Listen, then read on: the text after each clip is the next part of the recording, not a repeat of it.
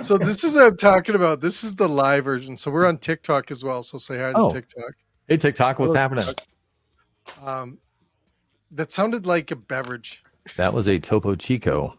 Ooh. You're really dizzy there. Yes, this is like double bubble burpa cola in the Willy Wonka equivalent. I don't know how they put so much carbonation in one. Did you say double bubble whip? What'd you say? Double bubble burpa cola. Oh, double bubble burpa right? cola. Right? You want to really emphasize. No, I'm drinking actually water with a splash of vanilla stuff that you put in your coffee. Okay. Have you ever tried that? Is sugar-free? No, it sounds really gross. All I think of is like cloudy water that with a hint of like, did somebody spill milk in my glass?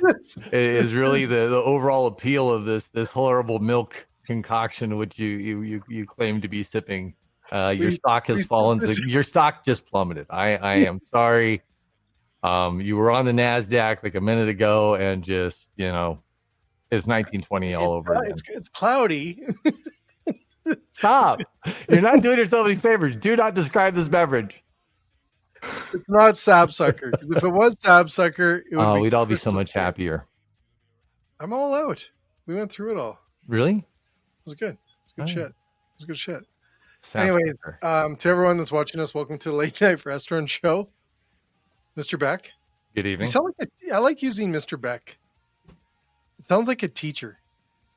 Mr. Beck. That was actually my dad's job for a long time, and then he went to owning bars because he couldn't deal with kids anymore. But yeah, you sound like it's a teacher name.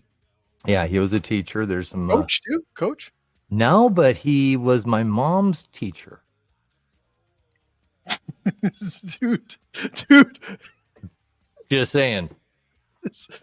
Okay, that's on another episode of Canada's Restaurant Guy. We'll delve into this. It's through the late show. Yeah, that'll be the late, much later. Anyways, show. Yeah. Thank you to all the people on TikTok. Hello, and to everyone joining us on Facebook or on LinkedIn. Mr. Beck is here. See, it's a teacher name. I'm sorry, I'm gonna have to think. That's okay. Like it'll balance out my wackiness, right? You should bring back like the Angus from AC/DC. Look. I don't know. The only reason that my face went there for a second because I talk about ADHD with friends all the time, and I just saw this tattoo, and it was it was ADHD and AC/DC logos, and the byline was "I'm on the highway to look a squirrel." It was awesome. That's me. Dominic's not here tonight. We don't know where Dominic is. Actually, he's in Toronto. He's in Toronto still hanging out there. He was at the World's Champion Watercolor Conference. And he's done well. He's done well. Yeah. Champion? Like there's the ribbons and... Yeah. Oh, yeah. They do everything. He's got to perform watercolors in front of an audience. They better have like a Bob Ross impersonators contest, like a bunch of people with big blonde fros, making pretty happy accidents, and that would be awesome. He's incredible at it. And also tonight, I want to do a big shout out to Beyond Meat. James is watching us tonight, the one person and the few on TikTok. Hey James, hang in there. James, he's in Winnipeg right now, and he loves Winnipeg as well. And the number one Beyond Meat product is? Not that I'm doing a promo or anything, because our poor guests sit there for watch us talk. Is it their burger? No, well, it is up there, but it's just steak meat. Have you tried their steak meat? I can't say I have. James, Mr. Beck needs a case. So, well, no, but it's amazing because it does taste like meat. You know what? If some Beyond Meat showed up at my home, I would commit to doing an unboxing and then grilling it on my green egg and giving it to my family. And I would treat it. I would treat it appropriately. Don't overdo it. We don't do that here. I'll take it back. That's I'll peel it back in. Podcast shows. All right. I don't know. We're not a pod. We don't do that. James, I'm just throwing it out there. All right. Pull back. No, yeah. James, the air fryer. Not air fryer. That was my green egg. Air fryer would probably turn it into cardboard. I got a green egg. You're one of those guys. Yeah, I know. My wife won't touch it. She's terrified of it. She wants a pellet smoker. Makes sense. This thing will spit out fire if you open it too quick. The other thing I want to just quickly shout out, and I'm sorry for our guest, but I'm going to talk here for a second. Tomorrow, The Kings of Fish premieres on Prime. Michael and team over there, right? He was on our show a couple times. He's awesome, incredible. I met him in Chicago, and he was on the show a couple months ago. Great guy. Anyways, his new show, which he's got a show on Prime, launches tomorrow. So I just saw him say something on my feed here. So, Michael, that's incredible. We'll be promoting it up here on our one TV in the whole country. That's all we have. Right? As you guys think. Is Kings of Fish a fishing show, or is it about cooking? I'm going to tune in just to find out. You don't know anything about? Well, you should watch the show. I'm going to. Yeah, it's on Prime. Well, no, it's the largest seafood restaurant in the United States. Awesome. His patio seats 3,000 people. Wow. Like, that's no small patio. Yeah, I mean, just to be able to turn tables like that and be able to take care of that amount of guests well is Herculean. All right. Don't use big words either, please. Big. It's bigly. Yeah, there you go. Yes. All right. Well, let's do the intro, and we'll be back with our guest. Is he still there? Out. He's still there. Okay. He's in New York. It's late. So I think he's in his pajamas, though. Did you say pajamas in the States or PJs? No. Well, half of one and half of the other. Okay. Yeah. You know what? I just thought of this. This is kind of nice. Canada and the U.S. Yes. But we got to get you a title like this. Well, what do you want me to? Okay. Well, you know what? You can dub me. If you go like getting knighted, I will be Canadianized. We'll do something. We'll get some maple syrup. That's fine. Bacon. Back bacon. Are we doing like an oil on the forehead kind of anointing sort of thing with maple syrup? Have you ever had bacon? Back bacon? Yes. In all its forms, I love bacon. Have you ever premier bacon? I do not know what this is, and I will find out. I'm peeming. I don't even know what the word was. I don't know if I can replicate it. I don't even know the word is either. So don't worry. Anyways, we got to get going here. All right. Anyways, we'll be right back. Here we go. And intro. Here we go.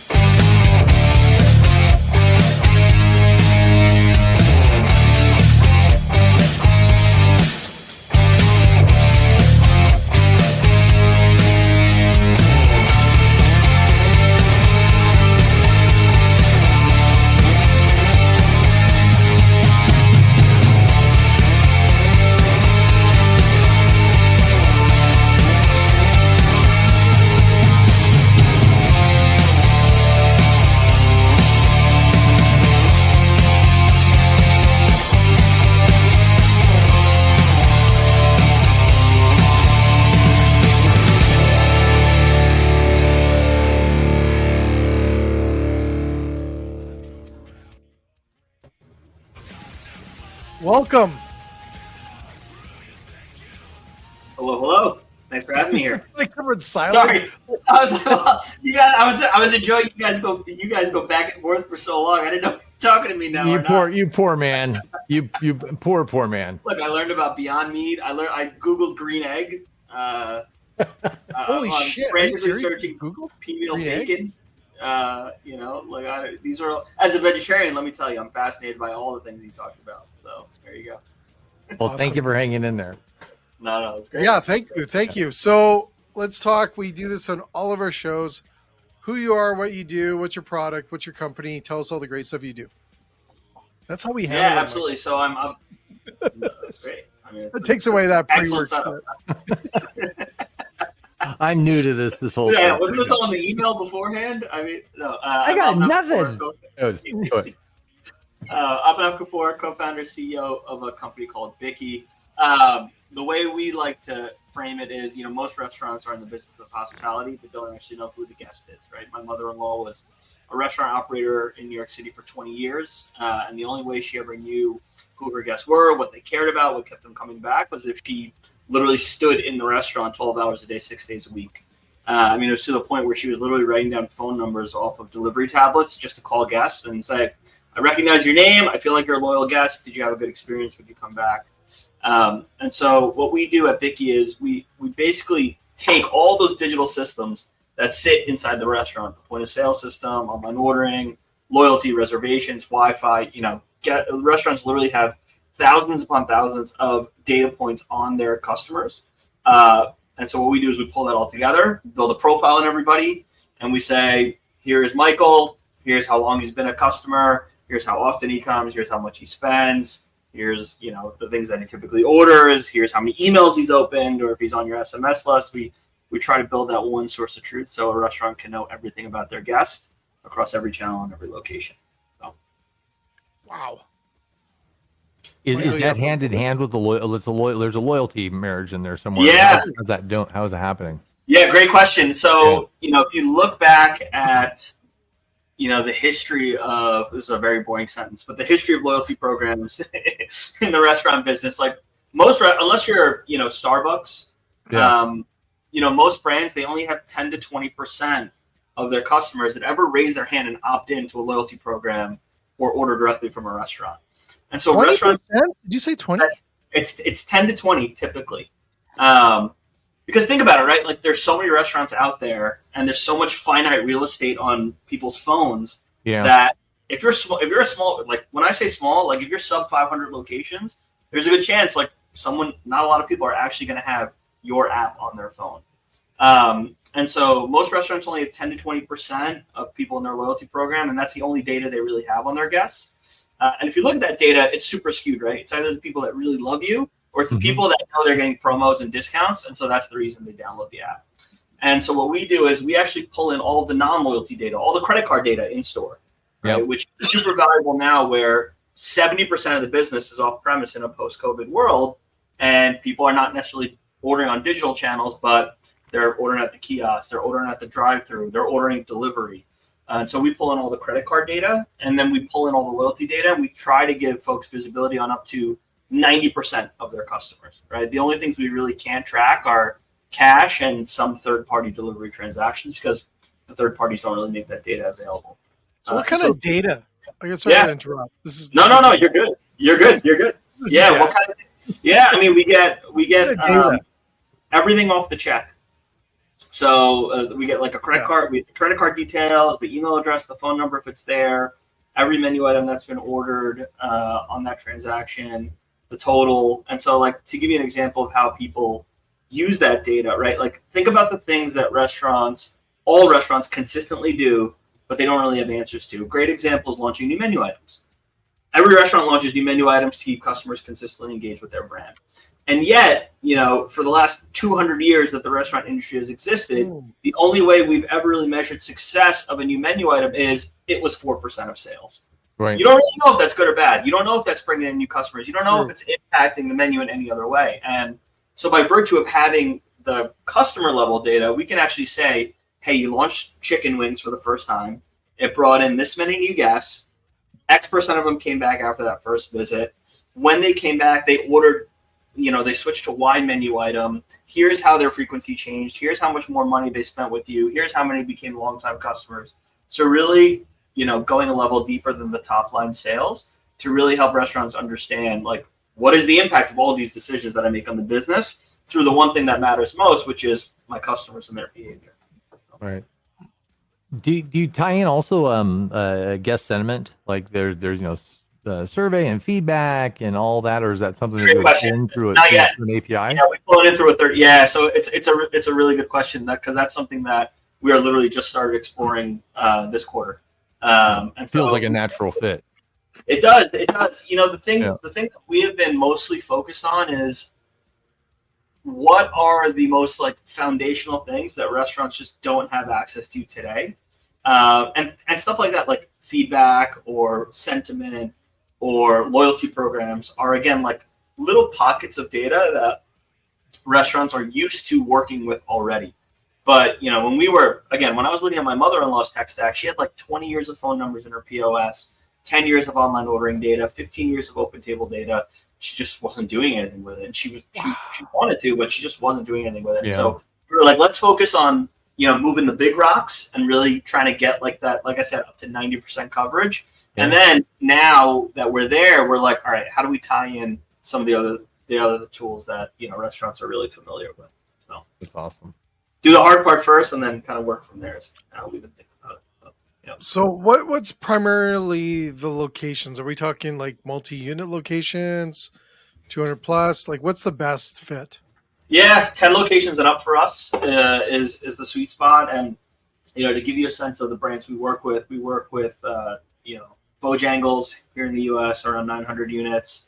Dave's Hot Chicken, one of the fastest growing concepts in the U.S., around 200 units. All the way down to, Westville, 9 locations here in New York City. Been around for 20 years now. At least, I've lived in New York for 14 years now and been going there ever since I moved here, when there was 2 blocks away from my first apartment. So we look at, 10 locations and up is the sweet spot. And, the reason we focus 10 locations and up is a couple things, right? One is data is really a scale thing, right? Like the more you have of it, the more valuable it can actually be for your business.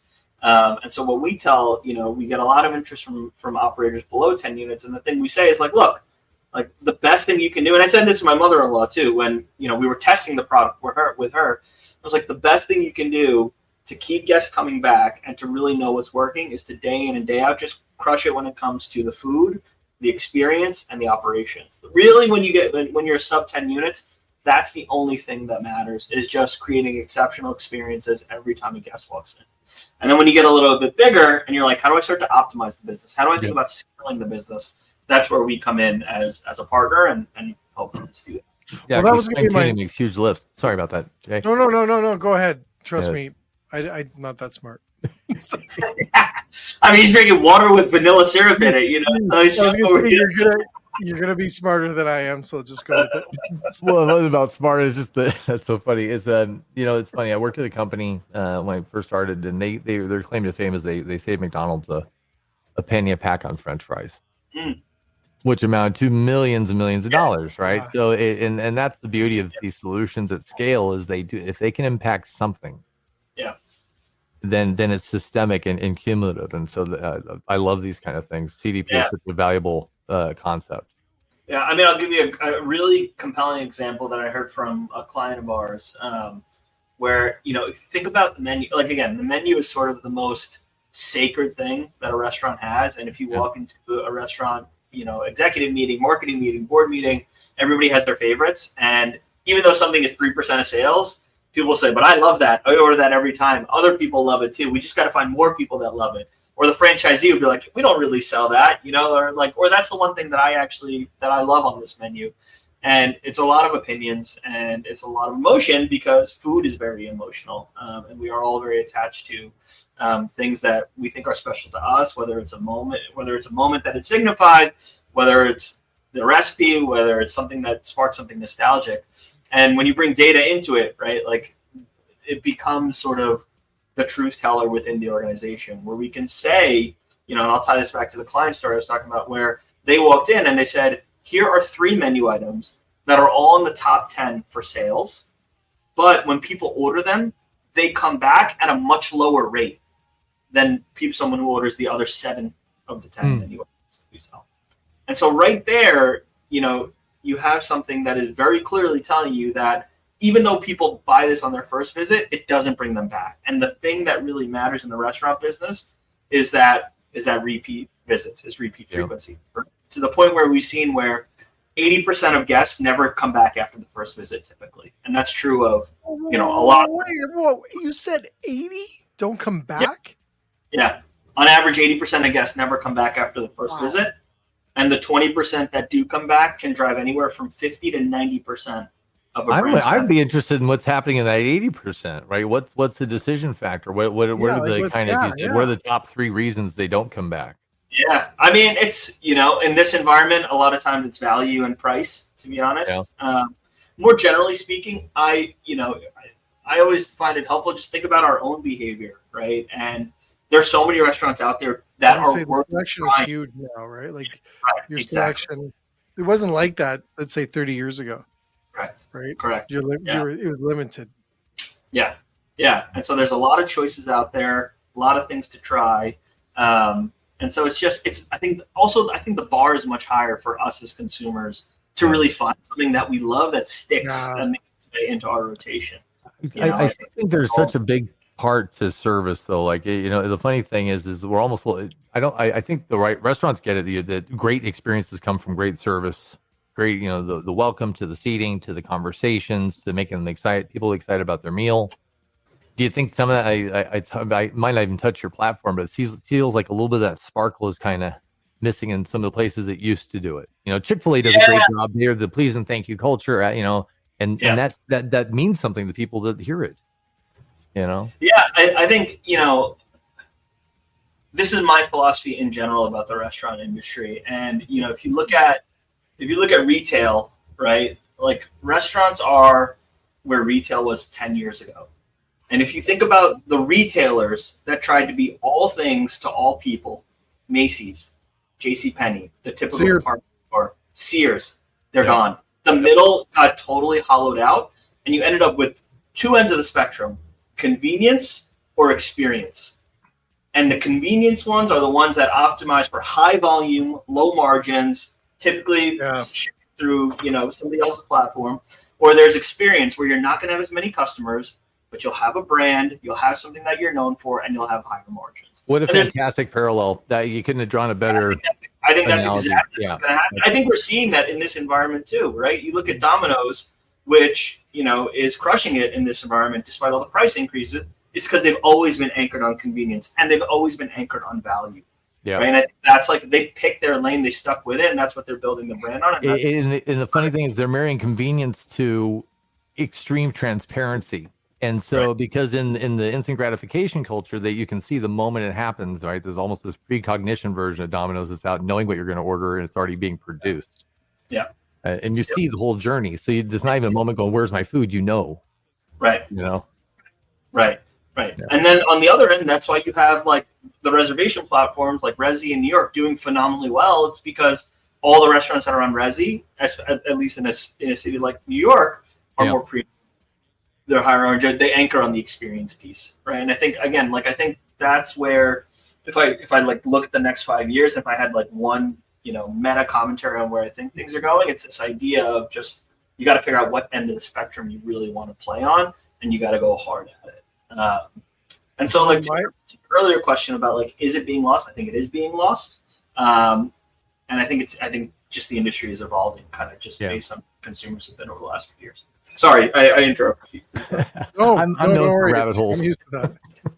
No, I was just going to say, because I think what will happen if we split off into those two areas, someone's going to create something that's also a new part of our industry is going to come in there. No different than we also. I think maybe I'm wrong here, but third-party delivery came in when we were just at the cusp of the experience, because it was an experience where you had a variety of different restaurants on your phone. You're able to order whatever you could in a restaurant. And then COVID obviously just blew that up. But prior to that, because it was starting to go down, like there was like I don't know if everyone remembers, but we were starting to see, especially up here in Canada, we were starting to see things kind of teeter off prior to COVID. And then it just came in and it catapulted it for those few years. But I think it was at the beginning when we were starting to see that. It was like an experience. It was new. It was innovative. It was fresh.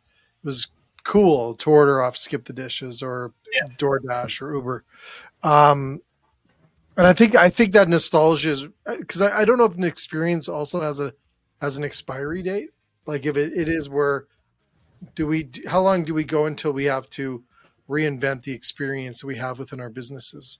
Oh, right? I think that is an answer. That's a question all the time, right? Because familiarity breeds contempt. It could be the best experience ever, and then you just get to learn it and like, well, this sucks when it was your favorite. Yeah. Right? And I think that's what we're seeing with some of the cases, especially third party. I think we're going to start seeing that being they're trying, they're doing groceries and everything else. Yeah. Yeah. I think this is cool. I love the fact that you're helping restaurants with an area that, like, I like that 80%. Michael, you said, like, what the hell's going on in that 80%? That's a huge number. Yeah. If we're only capturing 20%, that 80%, even if we got half of that, we got 40 or 10% more of that. 5%, you'd be high-fiving God. Yeah. Look, even 2% of that, right? Yeah. And this is what we tell folks. People are like, I always say, this is just my perspective. It's like, just look at the flip side, right? On the one hand, it really sucks that 80% of folks never come back. On the flip side, that means somebody's guest today can be your guest tomorrow. Yep. And it means that you earn the right to get a chance to convert them into somebody who will come back to your brand, right? Like we have one brand that we work with, Groucho's Deli. They are 30 units based in Columbia, South Carolina. And they don't even focus on their operator, Derek, he focuses predominantly on driving incremental frequency from his loyal guests. And so we have this metric that we call habitual guests, which is percentage of customers that come daily, weekly, monthly, or quarterly. The average restaurant has 9% habitual guests. Only 9% of their guests ever build up enough of a frequency where they come regularly and consistently to a brand. Derek and Groucho's is above 40%. Like he's closer to 45. Wow. And he is very intentionally Groucho's Deli has been around for 80 years. It's a well-known brand in all of its markets. The thing that I should be focusing on is every single month, how do I get a little bit more? How do I get one more meal from somebody? Yeah. How do I get somebody who's at lunch today or 2 times a week to order us for dinner a third time in the week? And I think he's just been maniacally focused on that. And it's why his comps and his same-store sales are doing so well. Because, again, he's like trained his team, his franchisees, his marketing, his operations to just focus on that relentlessly. Well, it's kind of a testament to the whole idea that you can't improve a thing until you measure it first, right? Then you know what you can do. That's right. Love it. That's right. Cost. Per store per month subscription model starts at $200 per store per month at the 10 unit minimum that we talk about, and then scales down from there as you get bigger.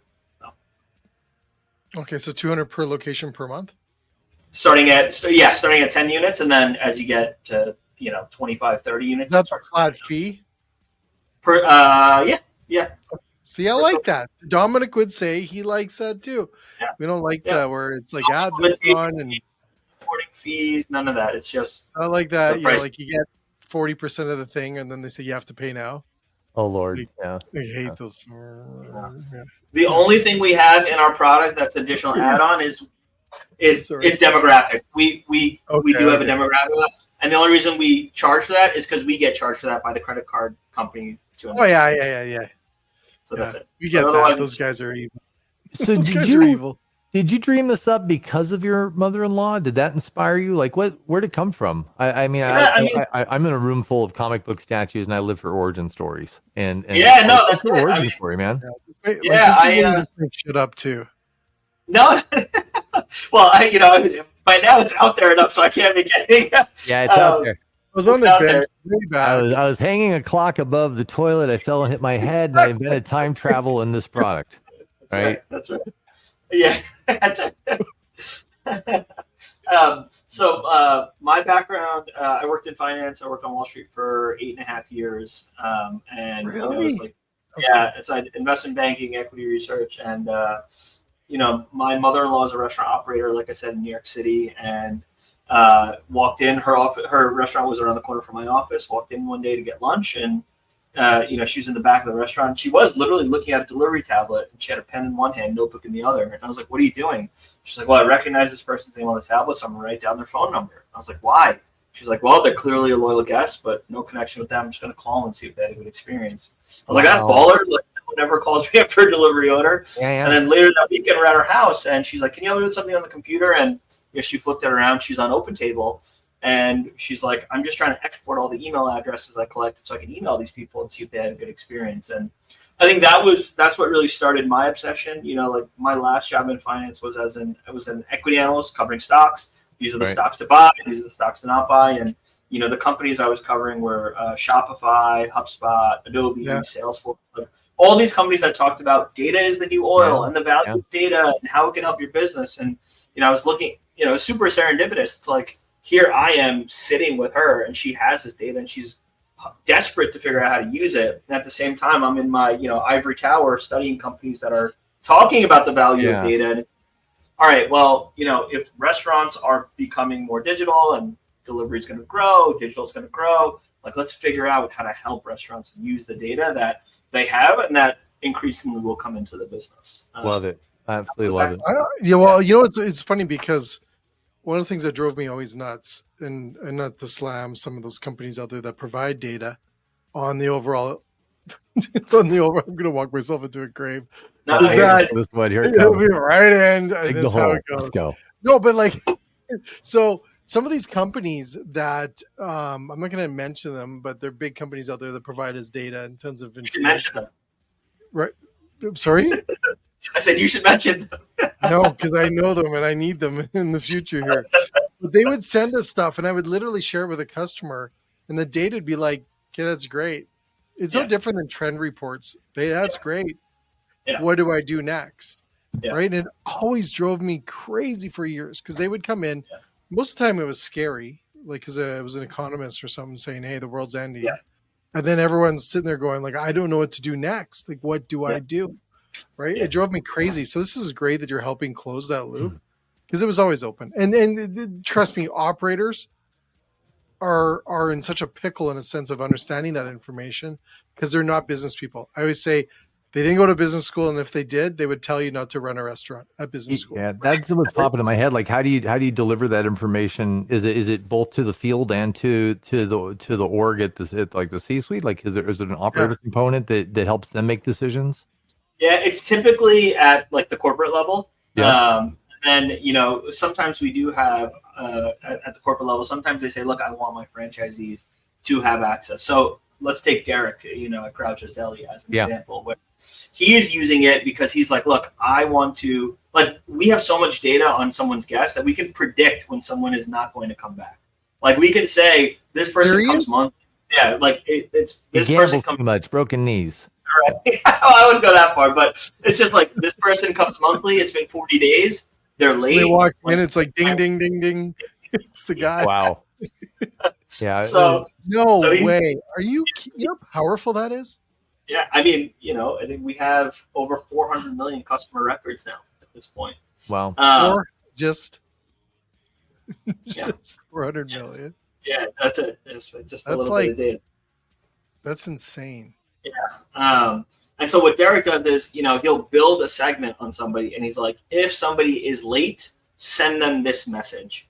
And if they are late and gluten-free, send them this message. And so what he's doing is, like, whether you come daily, weekly, monthly, quarter, whatever, he's optimizing how he communicates with those guests to make sure that he can hold on to them, number one. Number two, what he does is, we have, like I said, menu item reporting tools. So to his franchisees, he gives them access, and he says, look, this is how many chicken salad sandwiches we sell on a Monday lunch rush. So when you come in Monday morning, set your par levels according to Bikky's menu item tools. And so there's a very, corporate level use case there of so that feeds into production planning then. Right, which is not something we expected. And I think yeah. The only one I think that I've heard that actually does this, but like that, those are sort of the use cases where, to your point, if you have the data and if you can measure something, you can start to optimize parts of the business around. Yeah, I didn't think it would go there, but that makes sense since you're pulling all the transaction data from the POS, right? And understanding that. Yeah. I mean, most of the time, I would say 90% of the time it's for corporate, but we do have some situations where they make it available to the store level operators. So, yeah. Incredible. Seriously, like, I can also tell your passion. There's some passion there. Honestly, like, because trust me, I've had a lot of people on the show. Is that you get a lot of people on there that maybe have an incredible product but don't really connect to the industry, and it just doesn't come with the credibility. But you can tell that you're totally in the best interest of it, and it's incredible. So, thank you for joining us. And so people can go to the website. I'm already on it, creeping you out a little. That's right. Bikky.com. BIKKY.com. Yep. Yeah. So you got cool stuff on here. Are you going to be at any of the industry shows coming up? Yeah, well, I will be at FS Tech in Dallas. Oh, cool. 6 weeks. Yeah, so that's September 16th, 17th, and 18th in Dallas and Grapevine, Texas at the Gaylord Texan. Yeah, that's right. I'm glad they're doing it at the Gaylord. I don't know where they did it. Booth number, but yeah. Yeah. What booth will you be at so we can tell everybody? What's your booth? I got to look it up. All right, no worries. Building a bigger company growing is that I don't need to know the booth number anymore. I just get to show up. So, Can you tell us what time you're going to be at the show? yeah, What will your position be at approximately 12:05 on Yeah, the exactly. 17th? I booked my flight today, so I think I'm going to be there Sunday. Actually, Awesome. I'll be there Sunday the 15th. So Well, let's catch up. I'll be there for sure. I get in on Sunday. See? Yeah. Yeah, that'll be great. I won't be feel out. Me and Mr. Beck hanging out. So Yes. Wow. Anyways, Worlds are you colliding. in Canada? Last question I have. Canada. Can you take over? we don't have anyone in Canada yet. That doesn't mean we can't operate in Canada, but we just haven't signed a brand yet. That operates in Okay, Canada. well, welcome Canada. Are there any Yeah. regulatory limitations or anything like that? Some companies it's tough to play in Canada, if like your HRS or something. We're awkward. That's a great question. I'm not going to say anything that's going to put my foot in my mouth. That's a better question for the legal team. All right, sorry. Like Beck, stop it. Yeah. Well, don't ask so many smart questions. Stay on the Like, argument. It's a very good question. like a very good Dominic question. doesn't do that. He does. Where'd you get this we- Joker, Jay? We explored you. it. Yeah, we explored it. I don't think so, but don't quote me on that. All right. Well, we'll get you in Canada because we'll bring you up here. We've got some great stuff up here in Canada. And thank you again for taking the time. And we'll put your link in there, everything else. And we'll put a pod blast. We do pod blast, just so you know. Amazing. And we'll blast it out to everyone and all the stuff that you do. So thank you again for an amazing program that you offer. It's incredible. I'm blown away. And yeah, I don't typically say that. I might, but I am actually serious. Yeah, that's how we do it. Abby, thank you. Now I got to so go much. through. Now I got to go through all the YouTube clips to see how often he says I'm blown away. Yeah, So- good luck. Yeah, that's a binge watch. You can binge watch. He's got for the next platform to do year. it too. Yeah, he does. Yeah. Yeah. Oh. Yeah, You just copy paste the transcripts into ChatGPT. It'll tell you. exactly. People have done that too. Anyways, all the best. Excellent. I'll be sending you a LinkedIn invite. We can be buddies. Yeah, exactly. He's like Just running stop. through the hills, like, no way. He's too smart. And I started running. Yeah. All right. Well, thank you for you jumping in for Dominic. And here we got a comment. Even someone's probably Yeah. They're like, get this guy back off your show. What are you doing? Beyond Meat is listening. So, James, please Yeah. send Michael a case. My green egg. You're beyond Where's me. green egg? I And will he's do a gonna do- YouTube for He's you. gonna do because something of the- fancy and all that stuff. I will be. I will be making Beyond Meat from the future. The future of delicious food for the people. Great show. See, James is loving it. He's commenting, right? That's called audience James. engagement. He's like, Jay, all you do is like air fry it. Uh, So, green I do egg. like an air fryer though, but I get in trouble. My Cool wife will program, come though, home. eh?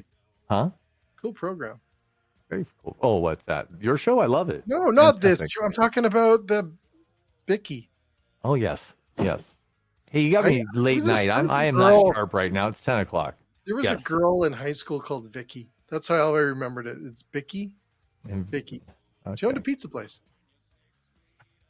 Vicky. Non sequitur. I love it. Vicky Pizza. Vicky Pizza. No, Yeah. well, it wasn't called. I think it was called Western Pizza. Well, fine. Nobody knows who Vicky is, so yeah.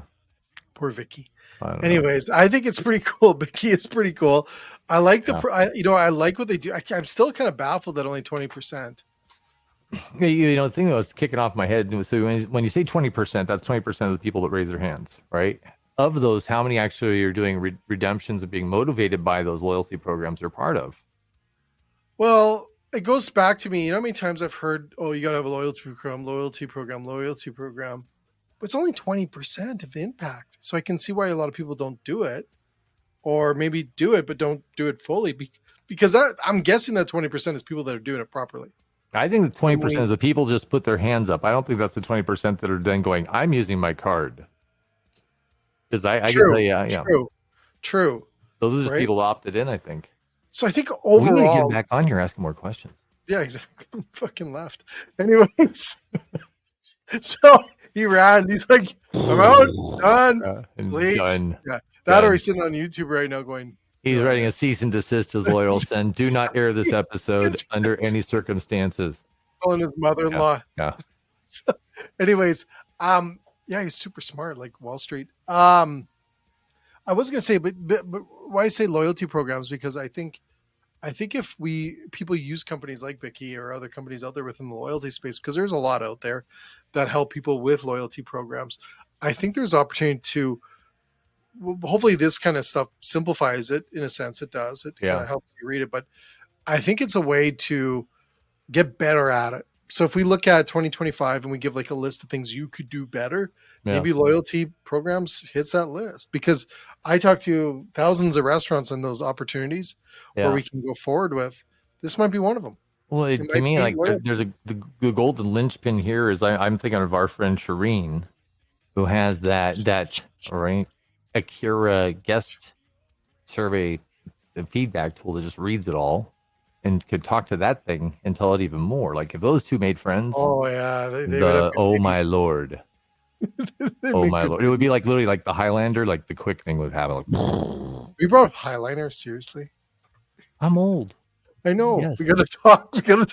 I know. Everybody come along. It was a movie from the 80s. It was fantastic. Don't watch the second one. You'll be disappointed. I just saved you a lot of time. Don't ruin it. The new one with Henry Cavill is coming out, though. It's going to be phenomenal. Look at this. Look. Oh, the old guy look glasses. No, they're the same as yours.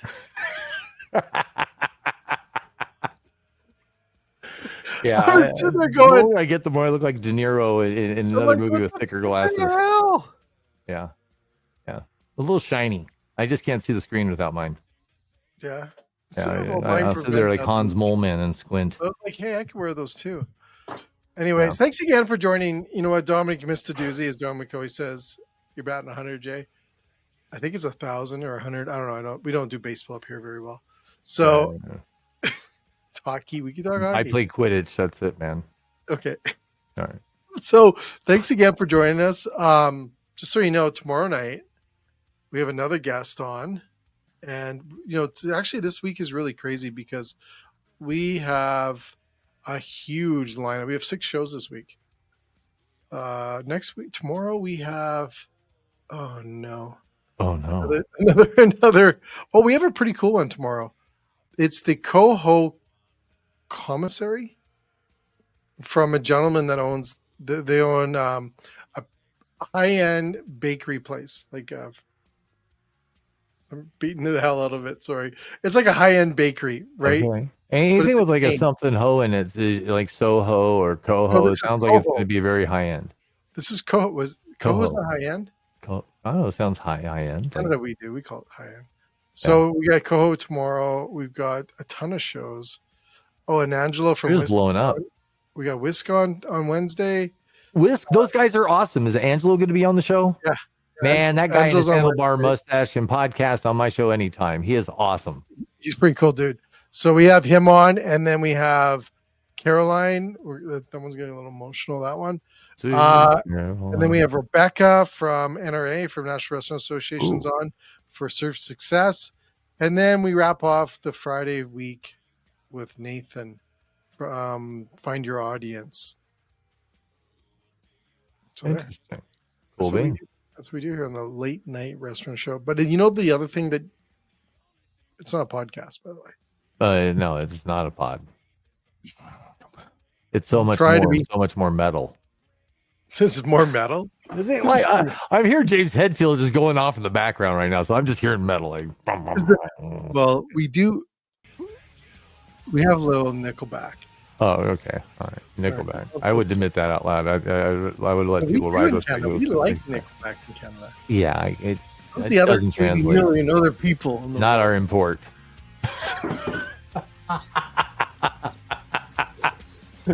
Wow. I reject your Molson in this. No, I'm just kidding. We'll have a beer contest one day. Anyways, all the best. Thanks, Michael, for joining us. And to everyone else, man. Have a great rest of your evening. That's a lot of fucking great questions, by the way. No worries. My old CEO used to say it best. I can't miss you back unless you leave. All right. All the best. Cheers. Take care, brother. Thank you.